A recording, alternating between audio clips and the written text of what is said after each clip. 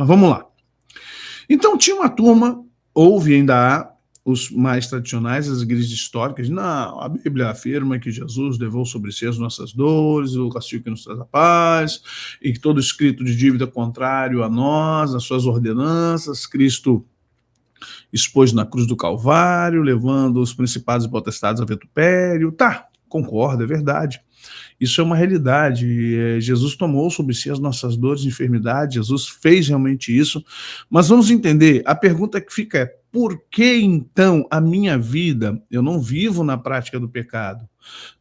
Eu não vivo uma vida dissoluta.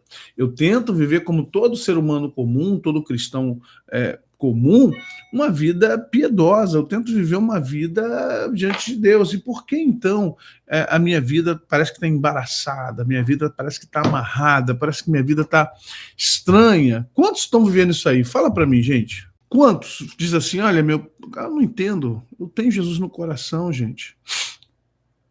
Isso aí. Você fala assim, não é possível, então eu vou para o inferno. Então eu vou para o inferno, pastor, me perdoe. Porque olha só, rapaz, eu estou fazendo de tudo, minha vida não vai para frente. Sei lá. Então vamos entender. É importante que eu e você compreendamos que quais são as formas, como a gente identifica espíritos malignos em nossa família, nossa casa. Primeiro, até na igreja, mas não vou partir para a igreja. Deixa porque a gente já tem quarta, quinta e sexta para falar de muitas coisas espirituais. Pode deixar que eu não vou ficar falando só de demônio, não. Mas só que olha só, para eu falar de remédio, tem que identificar a doença. Não é isso? Nenhum médico te dá um remédio sem primeiro falar da doença. Tem crente que não gosta de falar de demônio. Não, fala de Deus, dá a solução logo. Meu irmão, não tem como te dar remédio sem saber qual é a doença. Diagnosticar primeiro, depois medicar. Primeiro se diagnostica, depois se medica. Então é assim que funciona. Sabe? Então vamos lá. Primeira coisa que a gente tem que parar para pensar, eu não estou em pecado, não vivo na prática de pecado, já pequei, sou uma pessoa, me acho comum, não me acho uma pessoa nem espiritual demais, mas também não sou pecador imundo. Mas por que minha vida está assim? Então vamos lá. A primeira coisa que a gente faz num diagnóstico, num mapeamento na vida das pessoas, é o seguinte: espíritos familiares. O que são espíritos familiares? Gente, espíritos familiares são demônios. Espíritos familiares são demônios que estão há gerações na nossa família. Você talvez fale assim, mas eu não tenho culpa. Eu não fiz, não cometi erro nenhum. Eu não estou em pecado. Quer dizer que o meu pai, a Bíblia diz que os pais comem uvas verdes e os filhos que embotam os dentes? Não, vamos lá. Já expliquei para vocês, vou voltar a explicar aqui, que no mundo espiritual não tem o RG seu, do seu pai, da sua mãe. Não tem CPF separado. No mundo espiritual, tudo é interligado. A árvore genealógica, o povo oriental, eles têm uma percepção muito interessante sobre isso. Você é a continuidade dos primórdios lá, dos seus antepassados, dos seus predecessores. Você não é você é você aqui para o Brasil, você é você para a Receita Federal, você é você para a sua geração. Mas por quanto da linha da vida, por quanto da árvore genealógica, você é continuidade do teu tetra, do teu penta, do teu ex-avô, avó. Você aponta, tá? Aqui, ó, da pirâmide, você, seus irmãos, a sua geração da sua família é a ponta da pirâmide. Então, o espírito familiar, ele querendo ou não, ele trabalha em cima de uma percepção onde você não está compreendendo, mas você é a continuidade da sua família. Por isso que é um espírito familiar, a gente não chama ele de um espírito qualquer. O que ocorre conosco, muitas vezes, é que a gente esquece que somos continuidade.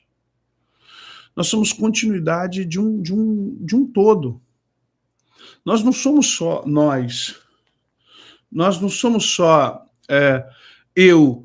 Mas o meu filho não tem nada a ver comigo. Não, negativo. Seu filho tem tudo a ver contigo. Ele tem o seu DNA. O DNA seu, da sua esposa. Você tem o DNA seu e da sua mãe, do seu pai e da sua mãe. Então vamos lá. O espírito familiar é um demônio, uma consciência espiritual que, de certa forma, está orbitando, entendam isso, está orbitando a sua família. Então ele está orbitando a sua família. E não quer dizer que ele está contra você ou em você, mas entenda, como é que funciona as consciências espirituais malignas? Elas são inteligentes, gente. Espíritos malignos são inteligentes.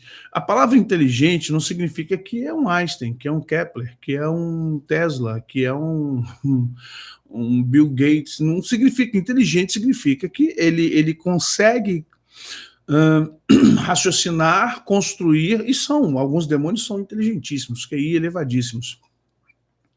E dependendo de como é sua família como um todo, eles precisam estar sim ali com a sua família, porque demônios, eles se alimentam da energia de alma. Então, morreu o seu tetravô, vai vir o trisavô, bisavô, pai, até você. Porque as pessoas vão se esgotando da terra. E os demônios, eles precisam fazer a manutenção do seu gado. Vocês estão entendendo isso, gente? Sim, fica rondando, Márcio. Ele não está em você. Preste atenção, você se entregou a Jesus. Ok. Pode mexer com você de certa forma? Não, diretamente não. Você vai ser possuído por ele? Não. Você vai ser incorporado por ele? Não. Você, que mais? Você, de alguma forma... Agora, receber Jesus como Salvador não impede você de ser atacado, tentado e atribulado. Jesus era o Filho de Deus, Emanuel, Deus conosco. E no deserto, o que aconteceu?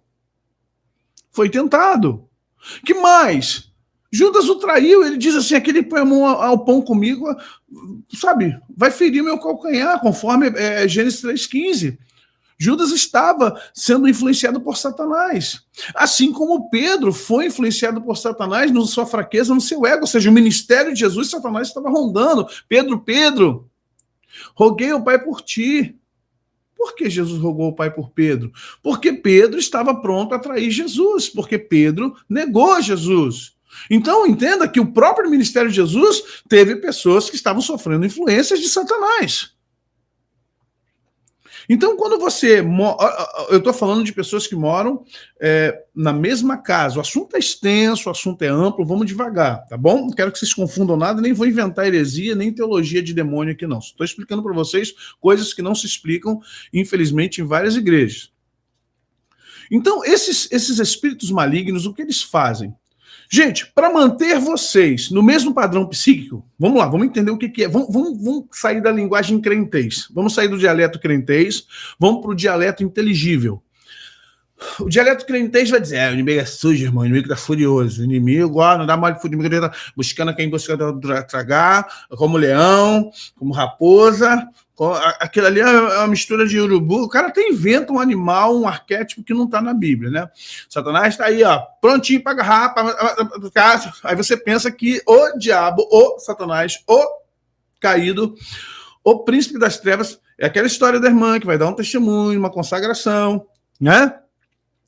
Irmãos, essa semana eu passei uma prova, queridos. Eu estava lá em casa fritando um ovo. De repente, do nada, explodiu tudo. Pô, veio na minha cara. Eu falei, Satanás, você quer me impedir de ir para a casa de Deus, mas está repreendido. E eu vi que o diabo, muito furioso com a minha vida,